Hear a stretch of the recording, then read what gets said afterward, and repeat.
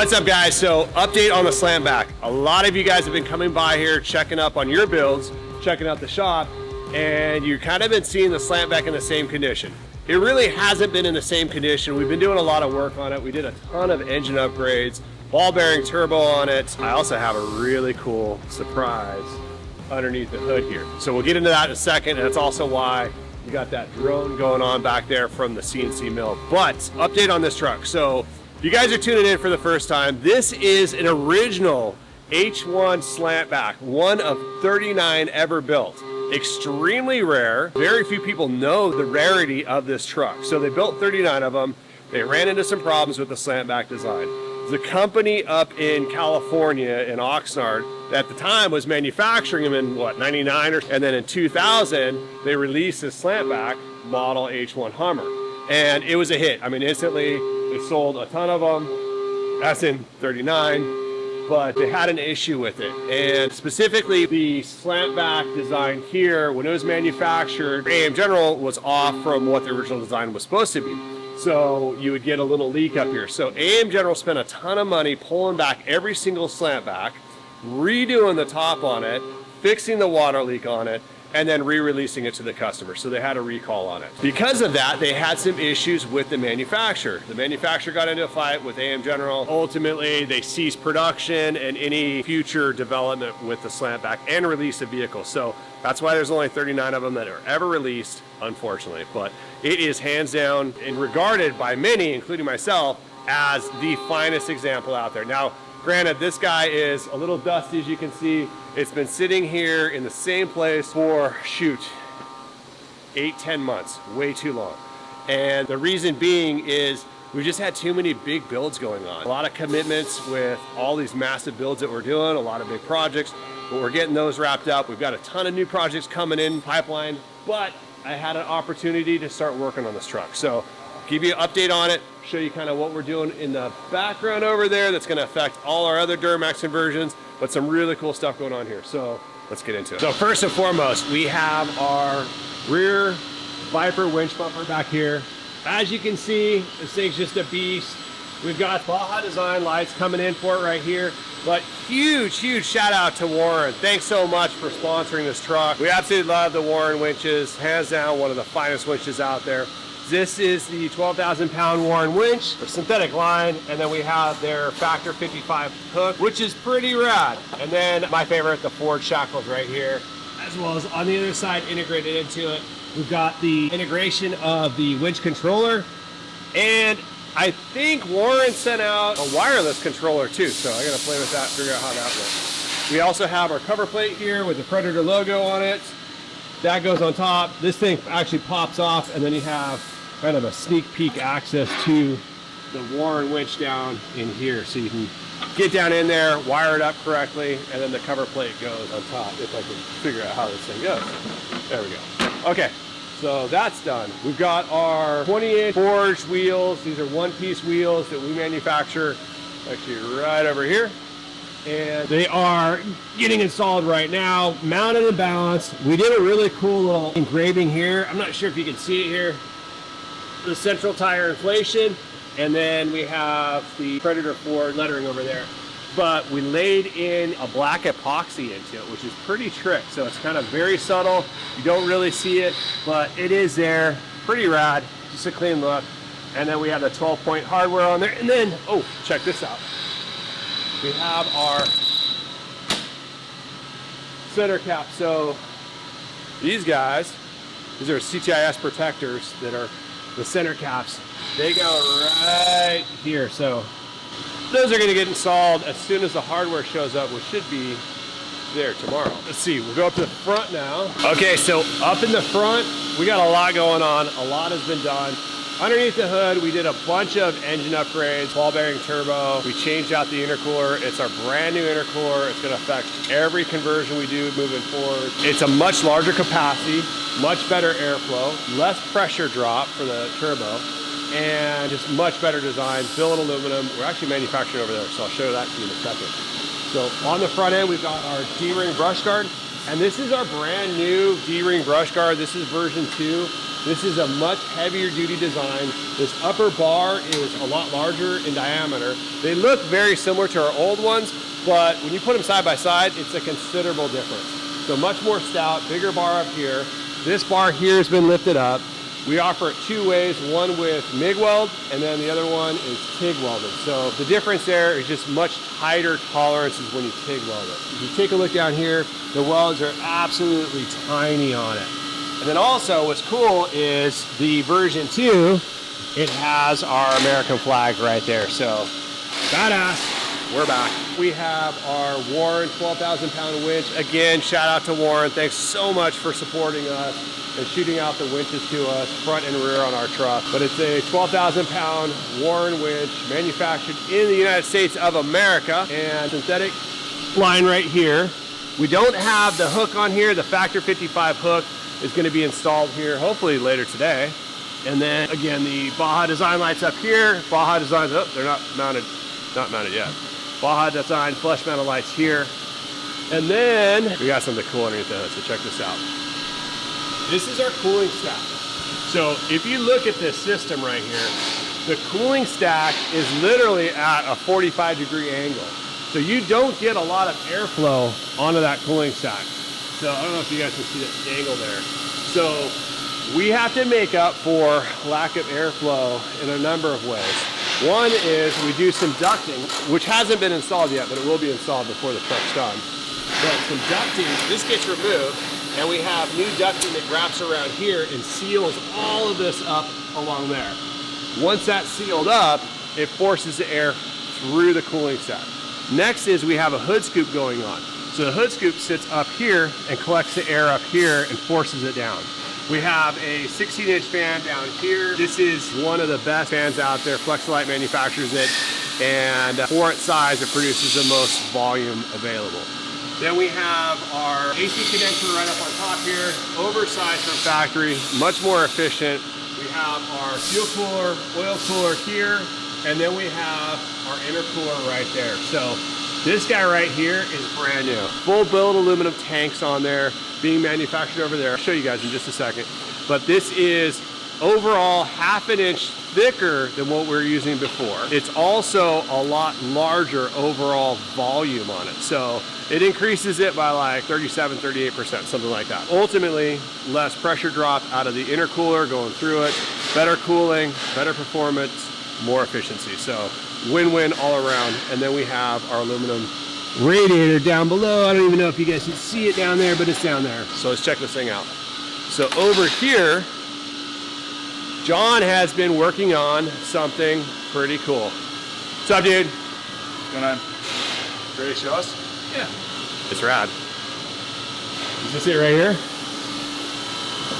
Yeah. That's it right there. So this machining takes about 3 hours to do. I mean, there's a lot of money that goes into this cap. So this tank right here goes on the side of the intercooler. John has beveled this edge so it's all tapered in, and then it has this little radius in here and all tapers into the intercooler here. So here's another one that's just about to be machined. So what John does, not me. Spot for the weld.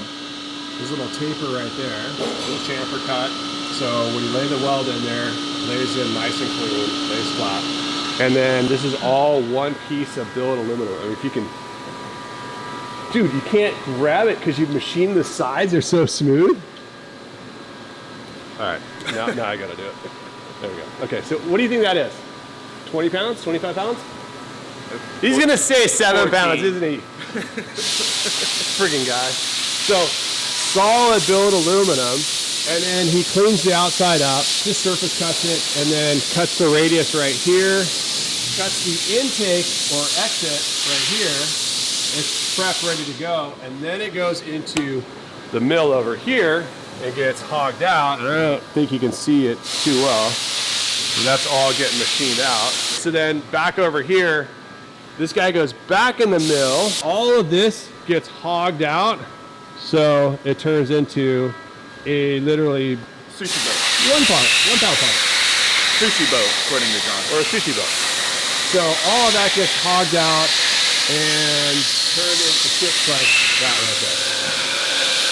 So what we've done here is we've increased the intercooler pipes from 2.5 inches up to 3 inch right there. Much more efficient tanks right here that has a radius on it and a nice slope up here that allows the airflow to flow into the intercooler. So this guy mounts like this side.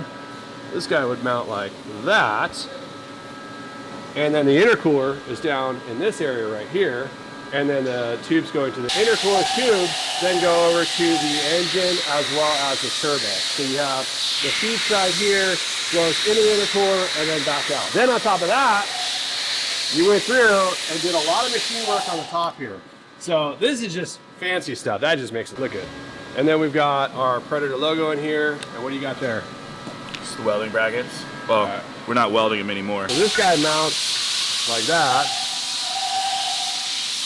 Gets bolted down, and then that allows us to mount the coolers onto it. So back over here, we've got our cooler mounts right there. So that guy right there, those guys right there mount onto the intercooler itself. So everything bolts on, super precise, same exact location every single time. So this is a cooler mounts up here. This is the AC condenser right here, the mounts. And that's what we've been working on. So a lot of changes, a lot of stuff going on here. Really cool stuff. So this is going to be going out on all the conversions going forward. And the first one going on our truck right there. So lots of cool stuff. Hey, so it's, what is it, 3 hours to produce a set of tanks? Yeah, but I think that now that it's the program's approved, we should speed it up a bit. Yeah. You know, try to save some time, money. But yeah. A lot of work has gone into it to make it that much better. So, really cool. I'm proud of it. Good job. Really good job, dude. I'm happy with the blends here, the outsides, and I think it looks really nice. Yeah, for sure. But most importantly, you're gonna get a lot of airflow, more horsepower. Exactly. Right? And one thing that you don't really see here, I don't know if you can even see like that radius here, but one of the design features is John has this kind of tucked up a little bit tighter here on the taper, and that allows extra room for the bolts to go into. So we'll never strip out any bolts that go into the actual intercooler. So just forward thinking there. It's efficient, it's beautiful. It is. Absolutely insane. Hey, you know what? I didn't say insane until now. Insane? Yeah. That's insane. Yeah, that's insane number 4. Thanks, John. So that is kind of where we stand with our truck. We've got a bunch of new trucks coming in here that we're starting on in the next couple days. But I am hopeful we will have this guy on the road by this weekend. We'll see. I got one more surprise for you. So check this out. So out here, a good customer of ours, Jeremy, bought another truck. Local guy. The timing is perfect. So check this out. Pretty rad, huh? So another Slantback, but it isn't. Check this out, and here's why. If you guys are into Hummers, you're gonna notice something's off here. So we got an Alpha Slantback, which has never been produced. So this is the Alpha H1 Hummer. It was manufactured in 2006. This is a Gen 2, one of the last ones ever produced. It was produced as a wagon. So remember when I mentioned that that company up in Oxnard was manufacturing these, and AM General had a bunch of problems with it. So what happened was they had a falling out. AM General and this manufacturing company that does a bunch of sheet metal work up in Oxnard, California, got into some issues with the quality and the lineup and the seal up here. They decided not to work with a company in Oxnard, which kind of makes sense. Obviously, if they couldn't produce the quality that they needed out of it, why continue on? So that was canceled. But the guy had a bunch of these left over, so he unloaded some. He sold some to us, and then he also sold some to a company back east called Lefty's Automotive. Lefty's Automotive, they were right next to AM General, did a bunch of work with AM General back in the day, and a lot of touch-up paint work, all kinds of cool stuff. But Lefty's got a hold of Alpha wagons, cut them, and added this top onto it. So they actually turned it into a true aftermarket Slantback Alpha H1 Hummer, which is pretty sick. So let me show you what we've got going on here. So this is an actual Slantback. You can tell because of the slope here. Back here, it doesn't have the squared off version. Let me show you another one really quick and we'll get back over here. So over here, this is an aftermarket, same manufacturer that produced the original Slantback tops for AM General, also produced their own, actually prior to the Slantback coming out, but they wanted to change it a little bit. So this is an aftermarket Slantback by that company up in Oxnard. It's just squared off on the back. AM General said, I like it. We want to produce these as their own model for the H1 Hummer, but we don't want to have your design here. Let's smooth this out a little bit and kind of create a little bit of a radius. So that's what they did. And then they came out with this variant. And then they came out with the true Slantback, which is over here. So this is kind of cool because lefties, supposedly there's like 4 or 5 original Alpha wagons that they converted into Slantbacks. And honestly, they did a good job. Check this out. Now, I wouldn't necessarily hold it against lefties because the factory Slantback stuff kind of failed. They have nothing to do with that. The glue up here just fails over time. It does not hold up to heat. But they were able to get a hold of all the original factory parts, like these panels here, and then integrate it into it as a factory style Alpha Hummer, which is pretty rad. So this customer ended up finding this truck up in Washington State and purchased it, brought it down here. On his way down, differential grenaded on it, and then brought it in here. We're cleaning it up. We're gonna fix all that stuff mechanically, make it sound, and then we're gonna go ahead and replace all the interior components. So we'll take all this stuff, rewrap it, pull this stuff down, and restore all of the interior up here. So all the factory interior pieces down here on the bottom half are gonna stay the same, just being black, which is cool. I dig that. And then up here, I think he's gonna go with a black headliner up here. So as you can see, this is falling down. It needs a restoration on the top half, but the bottom half looks great. I think he's gonna pull our center console rack out and then put it into his other Alpha and then just kind of restore the truck. We're also going to, it's gonna be kind of cool, we're gonna restore the steering wheel too. So this is common on the Alphas. Really cool steering wheel, but it just wears out over time here. So we're gonna go ahead and get this off, restore it, get it back on here, and just overall clean up the truck. It's got a little paint blemishes on it here and there, but it's a cool truck. So supposedly 5 of the aftermarket conversions were done by lefties, and they did a good job. I dig it. It looks cool. It's not original. It's still rad though. This is a truck that I wish they came out with. A factory Alpha in 2006 with the Slantback would have been insane if the whole program wasn't canceled. So unfortunately it was, and unfortunately that doesn't exist. But the factory 2000 does exist, which is really cool. This guy has the Duramax conversion. We put our Duramax engine in there with the Allison 6-speed transmission. So even better than the Alpha would have had, because the Alpha has a 5-speed transmission. 6-speed is just a world of difference better because it drops that final gear ratio to a point where you're just cruising down the highway at 85, 90 miles an hour, where the Alphas RPMs are just a little bit higher. End of the world? No, not at all, but it's definitely a nice, significant change that I appreciate having. But this is it. I can't wait to get it out on the road very soon. So a little bit of history about the Slantback Hummer. The Slantback was produced in 2000. Only 39 were ever manufactured, and there's word out there, maybe even 40, 41, but everything that we can find is it's only 39 units ever manufactured. The Slantback was and is the rarest H1 Hummer ever produced. You just can't find them out there. I've tracked down, I think it's like 4 or 5 have been damaged and destroyed, so we're even less. The biggest thing is you can't find these trucks. They don't come up for sale. I spent almost 5 years tracking down a Slantback for sale. Every roughly 2 years or so, one comes to the market. Right now, today, there is one from a friend of mine who has it up for auction. The problem is there's really no market out there for Slantback Hummers because there's so few of them. They don't come up for sale. And the owners are predominantly collectors. And we have a couple customers of ours that we didn't even know they owned Slantbacks, and they called up and they're like, yeah, I have one, or I have 2. So these vehicles, people are holding on to. They don't sell them. We built up 2 of these trucks, this one and another one for the original owner, shipped it to him. He had it for a number of years, unfortunately passed away, and the family reached out to me and said, okay, we're finally willing to sell it to you. And I kept on pestering him over the years to see if he'd want to sell it to me. And he finally said, yeah, we'll sell it to you. So I was fortunate just being in that position to have a connection to purchase this truck. But if you don't have that, it's really hard to find these guys up for sale. So I get questions like, what is it valued at? I don't know. I don't know what it's valued at. I'm gonna talk to other car collectors out there and say, what do you think this thing is worth? Here's the specs. And they're like, oh, $600, $700, $800,000. It's whatever the buyer is willing to pay, knowing that they're not available. So it's definitely an honor to finally get this truck for myself, for the shop. It's cool too because we've had so many customers come in. They're like, oh, let me see the Slantback. And they go and take a look at it like, oh, this is awesome. This is awesome. Like one of them in particular is like, I am so excited that you guys have one.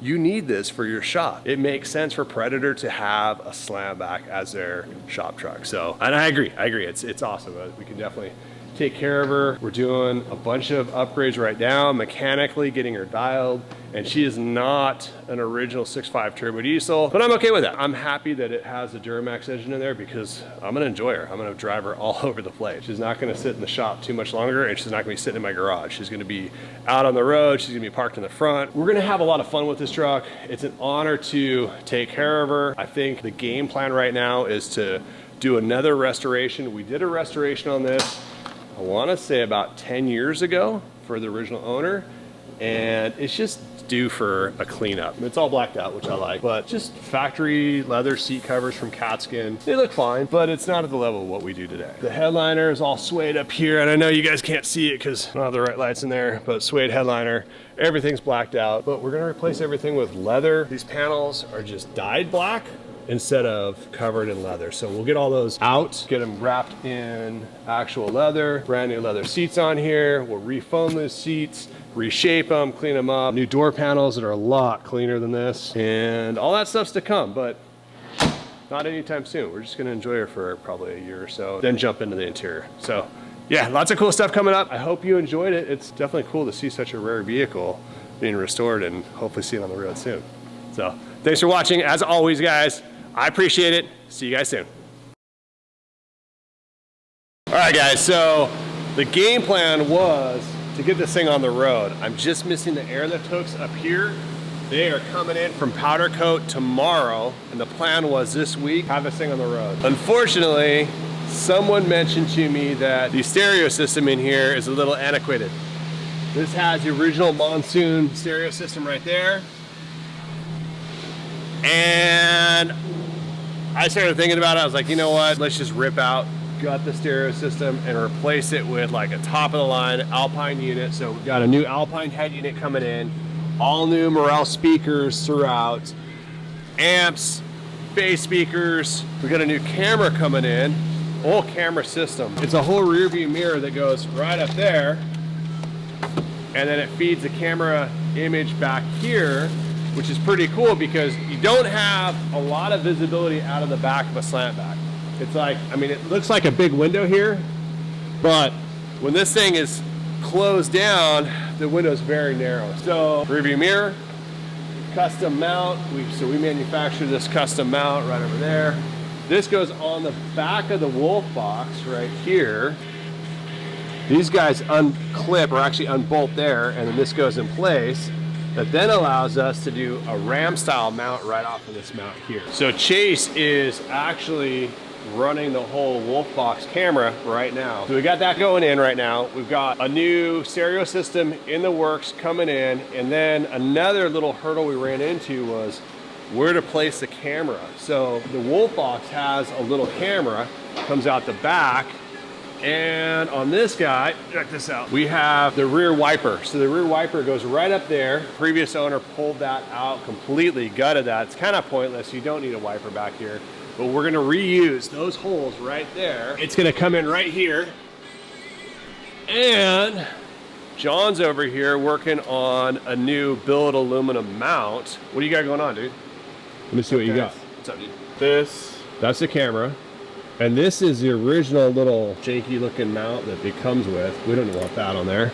Yeah, so the way this thing works, it's already basically for those two holes. So we're and that's the plug that was in there. So when they removed that wiper arm, they 3D printed that little plug, which is cool, and it works. It went on the inside, so we're gonna flip it around to put it on the outside and use that, and then the wire will feed through here, and you'll be able to put two screws in the inside to mount it. Nice. And then you'll be able to have the camera right here, and perhaps build something on top if you want. I think you should. So it's like a perfect location to put that camera because it's up high away from headlights, they're gonna be shining towards the back of the truck, but also without having a roof rack, there's really no location for it. So if you got a Slantback, you want that camera, which there's only what, 35 Slantbacks? As long as Matt doesn't get a hold of one.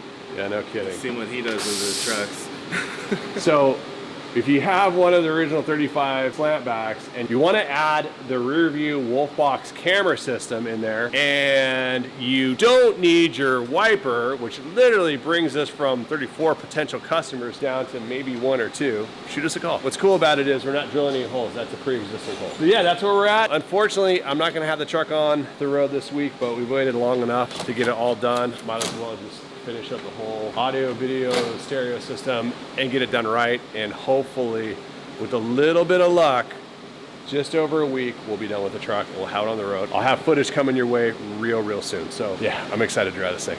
All right, guys, I appreciate it as always. See you guys soon. Thanks.